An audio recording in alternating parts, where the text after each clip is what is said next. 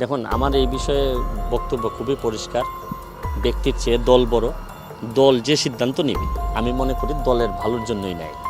তা আমি মনে করি যে এই পরশ ভাই যা ভালো মনে করবেন, যখন যারে নেওয়া দরকার, যখন যারে ছেড়ে দেওয়া দরকার, এটা ওনার সিদ্ধান্ত। আমি মনে করি দলের জন্য খুবই ভালো।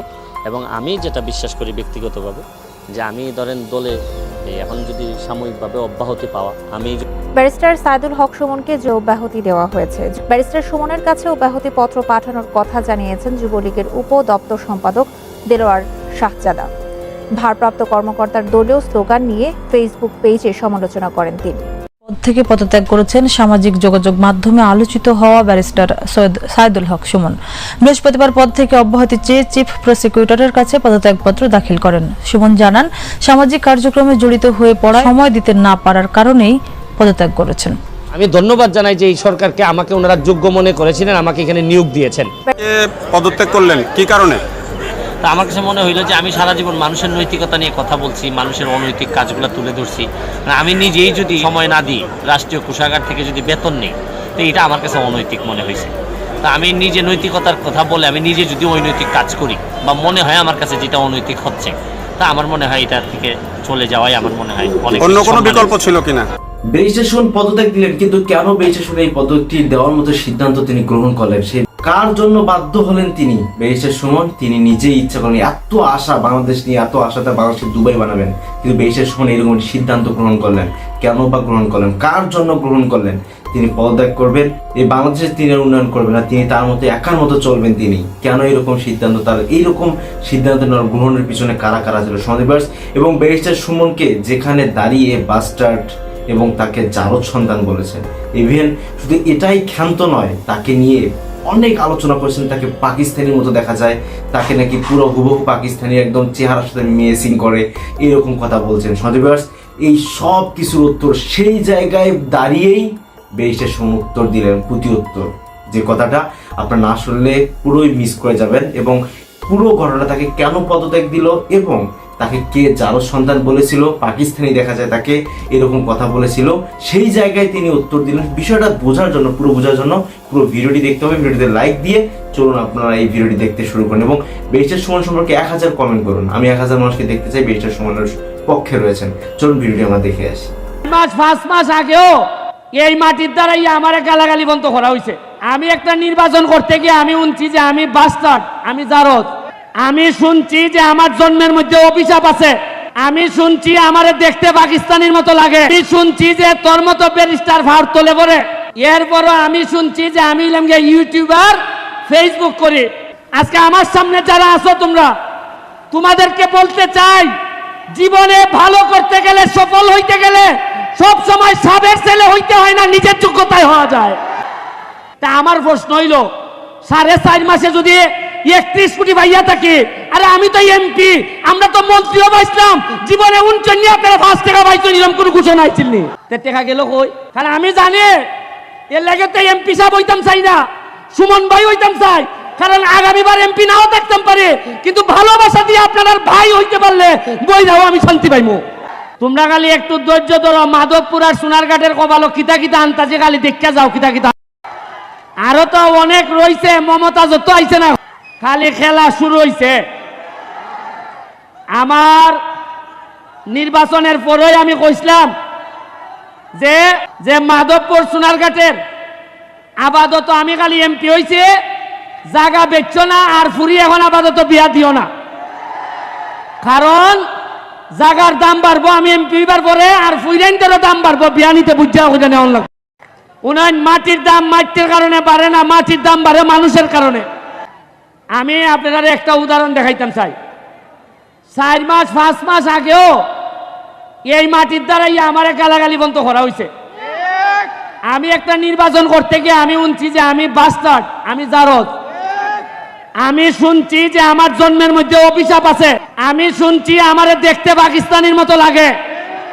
আমি শুনছি যে তোর মতো ব্যারিস্টার ভার তোলে পড়ে। এরপরও আমি শুনছি যে আমি ইউটিউবার, ফেসবুক করি। আমি আল্লাহর ভাই চাইয়া ধৈর্য ধরছি। আমি এতিম, আমার বাপ নাই। আপনারা কি কেউ আমার বাপের নাম জানুন? আপনারা আমার নামে আমি পরিচিত হয়েছি। আমি কোনো সাবের ছেলে না, আমি আপনার মতো জায়গার থেকে একবারে Trinamool DCP high school Sonarghat থেকে উঠতে আমি আজকে ব্যারিস্টার হয়েছি। আমি গল্পটা কইতাছি তোমাদেরকে এই কারণে, আজকে আমার সামনে যারা আছো তোমরা, তোমাদেরকে বলতে চাই, জীবনে ভালো করতে গেলে, সফল হইতে গেলে সব সময় সাবের ছেলে হইতে হয় না, নিজের যোগ্যতায় হওয়া যায়। তোমরা ভাবতে পারো যে আমি ধর্মঘট, আমি কি পারবো? তোমরা কি জানো আমি ধর্মঘটের বিষয়ে আমি খালি শুনতাম ধর্মঘট ধর্মঘট ধর্মঘট। এই ধর্মঘটের বিষয়ে আমার সম্মান শ্রদ্ধাবোধ অনেক বেশি, কিন্তু আমি এইখানে এমপি হয়ে আসার আগে এইখানে কিছু মানুষ দ্বারা অধর্ম হয়েছে আমি জানি ভালো করে। আমি যতদিন এমপি আছি এই ধর্মঘটের মাটিতে আমি আমার দায়িত্ব পালন করব। কোনো অধর্ম আমার লুকি হোক, কাউকে আমি অধর্ম করতে দিব না। আমার ভাই মাত্র একটা, আমার ভাই লন্ডন থাকে, এর মানে আর কোনো ভাই নাই, আপন রক্তের ভাই নাই। কিন্তু ধর্মঘটে আইসা আমি কিছু লোকের সন্ধান পাইছি। আমি আমার আন্ডারে 21টা ইউনিয়ন আর 2টা পৌরসভা, এই তোমরা সরো না, এদেরকে দেখতে দাও, 2টা পৌরসভা, প্রতিটা ইউনিয়নে আমার আদর্শের কিছু ভাই তৈরি হইতেছে। ও আমার নির্বাচন থেকে শুরু করে আজকে পর্যন্ত আমারে যেভাবে সহযোগিতা করছে, আমার কাছে মনে হয় আমারে যদি মাইরা ফেলা হয়, আমি যদি হঠাৎ করে মারা যাই, আজকে যখন আমি হেলিকপ্টারে নামি, আমি স্টেডিয়ামে, আমি যখন আকাশে ছিলাম, তখন আমার কাছে মনে হয়েছে আমি যদি এখন মারা যাই তাহলে আমার মাধবপুর সোনারঘাটের কি হবে? এমপি হবে আমার পরে। আসলে এমপি হইলে কি পারবে? তারা কি ওই আগের মতোই মজা মারে ফজা পায় আর আমরা খালি বইটা পাই, এরকমই হবে কিনা? আমার মনে হয়েছে কিছু কিছু চেহারা আমার বাইসা উঠছে যে আমার দাফন কাফনের পরে হয়তো এই লোকগুলো আবার মাধবপুর সোনারঘাটের দায়িত্ব নিবে। মাত্র 4.5 মাস হয়েছে এমপি হয়েছি, বরাদ্দ পাইছি প্রায় 31 কোটি টাকা। কত পাইছি? এর মধ্যে 25 কোটি হইল কি আমার বছরের পর বছর আইবা আমি রাস্তা বানাইমু খালি। আরে 4.5 মাস হয়ে যদি অত টাকা বানাইতাম পারি, অত টাকা আনতাম পারি, আপনারা আশ্চর্য হইবে। গত সপ্তাহে আমি মাধবপুরের লেগে বরাদ্দ হয়েছে 50 লাখ এলজিডি। আমি গিয়া কইলাম যে 50 লাখে কি ব্যারিস্টার সুমনের হইব? আপনি জানেন না আমি সৎ মানুষ, আমি টাকা খাই না। কয় ঠিক আছে, যাই নাই ডাক্তার আইন না কইল যে তাইন 50 থেকে ডাবল করে মাধবপুরে 1 কোটি টাকা দিয়ে দাও।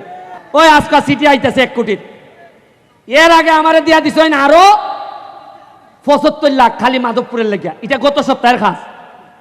আমি এখন দেখি টাকা খরচ কইরা কুল ভাই না, খালি ভাই না মানুষ যারে দিয়ে খামটা করাইতাম। আমার ডর লাগে যে টাকা দিলে নি আগের তাল ধরে, তে আমারও বিদায় দিবা না নি? কারণ আমি জানি এর লাগে তো এমপি সাহেব হইতাম চাই না, সুমন ভাই হইতাম চাই, কারণ আগামীবার এমপি নাও থাকতাম পারে, কিন্তু ভালোবাসা দিয়ে আপনার ভাই হইতে পারলে বই যাও আমি শান্তি পাইমু। কে পদত্যাগ করলেন কি কারণে?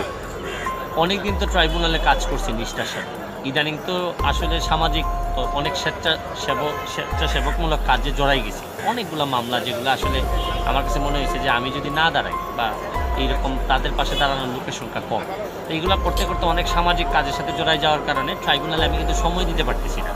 তো আমার কাছে মনে হইলো যে আমি সারা জীবন মানুষের নৈতিকতা নিয়ে কথা বলছি, মানুষের অনৈতিক কাজগুলো তুলে ধরছি, আমি নিজেই যদি ট্রাইব্যুনালে সময় না দিই, রাষ্ট্রীয় কোষাগার থেকে যদি বেতন নিই, তো এটা আমার কাছে অনৈতিক মনে হয়েছে। তা আমি নিজে নৈতিকতার কথা বলে আমি নিজে যদি অনৈতিক কাজ করি বা মনে হয় আমার কাছে যেটা অনৈতিক হচ্ছে, তা আমার মনে হয় এটা থেকে চলে যাওয়াই আমার মনে হয় অনেক। অন্য কোনো বিকল্প ছিল কিনা?